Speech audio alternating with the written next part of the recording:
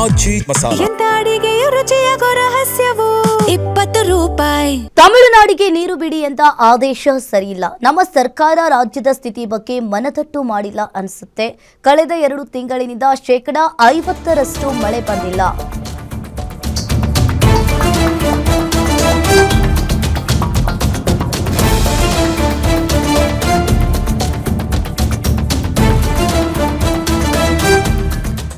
ತಮಿಳುನಾಡಿಗೆ ನೀರು ಬಿಡಿ ಅಂತ ಆದೇಶ ಸರಿಯಿಲ್ಲ.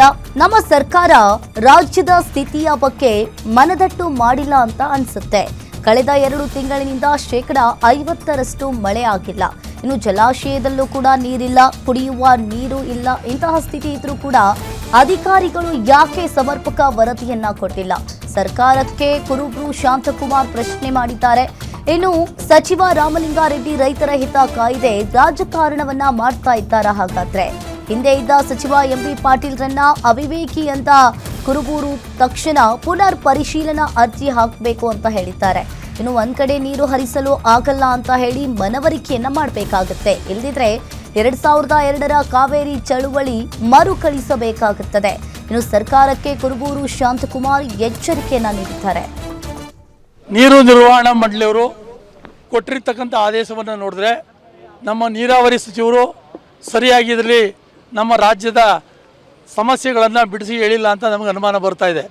ಯಾಕೆಂದರೆ ಕಳೆದ 2 ತಿಂಗಳಿಂದ ನಮಗೆ ಮಳೆ 50% ಮಳೆ ಬಂದಿಲ್ಲ, ಜಲಾಶಯಗಳು ನೀರಿಲ್ಲ ಮತ್ತು ಕುಡಿಲಿಕ್ಕೂ ನೀರಿಲ್ಲ ಅನ್ನುವಂಥ ಸಂಗತಿ ಗೊತ್ತಿದ್ರೂ ಕೂಡ ಯಾಕೆ ನೀರಾವರಿ ಇಲಾಖೆಯವರು ಸಮರ್ಪಕವಾದಂಥ ವರದಿಯನ್ನು ಕೊಡದೇನೆ ಇವತ್ತು ರಾಜ್ಯಕ್ಕೆ ಅನ್ಯಾಯ ಮಾಡಲಿಕ್ಕೆ ಹೊರಟಿದ್ದಾರೆ. ಏನು ರಾಮಲಿಂಗಾರೆಡ್ಡಿ ಅವರು ರಾಜಕಾರಣ ಮಾಡ್ತಾ ಇದ್ದಾರಾ ಅಥವಾ ಕಾವೇರಿ ಅಚ್ಚುಕಟ್ಟು ಭಾಗದ ರೈತರ ಹಿತವನ್ನು ಗಂಭೀರವಾಗಿ ಪರಿಗಣಿಸ್ತಾ ಇದ್ದಾರಾ ಅಂತಕ್ಕಂಥದ್ದೇ ಅನುಮಾನ ಆಗ್ತಾ ಇದೆ. ಜೊತೆಗೆ ಕೆಲವು ಮಂತ್ರಿಗಳು ಎಂಬಿ ಪಾಟೀಲ್ ಅಂತ ಅವಿವೇಕಿಗಳು ನೀರು ಬಿಟ್ಟರೆ ಏನಾಗ್ತದೆ ಅಂತ ಹೇಳ್ತಾರೆ. ಅವ್ರಿಗೆ ಕುಡಿಯೋ ನೀರಿನ ಸಮಸ್ಯೆ ಗೊತ್ತಿಲ್ಲ. ಇವರು ಬೇಕಾಬಿಟ್ಟು ಹೇಳಿಕೆ ಕೊಡ್ತಕ್ಕಂಥದ್ದು ಸರಿಯಾದಂಥ ಕ್ರಮ ಅಲ್ಲ. ಯಾಕೆಂದರೆ ಇಡೀ ಕಾವೇರಿ ಅಚ್ಚುಕಟ್ಟು ಭಾಗದ ಜೀವನದಿ ಇದು. ಕಬಿನಿ ಕಾವೇರಿ ಕುಡಿಯಲಿಕ್ಕೆ ನೀರು ಬೇಕು. ಮೈಸೂರು, ಬೆಂಗಳೂರು, ರಾಮನಗರ ಭಾಗದಲ್ಲಿ ಕುಡಿಲಿಕ್ಕೆ ಎಲ್ಲಿ ಕೊಡ್ತಾರೆ ನೀರನ್ನ? ಇರ್ತಕ್ಕಂಥ ಮಳೆ ಪ್ರಮಾಣ ಕಡಿಮೆ ಆಗಿದೆ. ಇದನ್ನು ವಾಸ್ತವಾಂಶವನ್ನು ವಿವರವಾಗಿ ತಿಳಿಸ್ಬೇಕು. ಕೂಡಲೇ ಸರ್ಕಾರ ಪುನರ್ ಪರಿಶೀಲನೆ ಅರ್ಜಿಯನ್ನು ಹಾಕಿ ಆದೇಶವನ್ನು ಮಾಡಿಫೈ ಮಾಡಿಸಿ ನಾವು ನೀರು ಕೊಡೋಕ್ಕಾಗಲ್ಲ ಅನ್ನುವಂಥ ಎಚ್ಚರಿಕೆಯನ್ನು ಕೊಡಬೇಕಾಗ್ತದೆ. ಇಲ್ಲಾಂದರೆ ಇಡೀ ಕಾವೇರಿ ಅಚ್ಚುಕಟ್ಟು ಭಾಗದಲ್ಲಿ 2002ರಲ್ಲಾದಂಥ ಚಳುವಳಿ ಮತ್ತೆ ಮರುಕಳಿಸ್ತದೆ ಅನ್ನುವಂಥ ಎಚ್ಚರಿಕೆಯನ್ನು ಮುಖ್ಯಮಂತ್ರಿಗಳಿಗೆ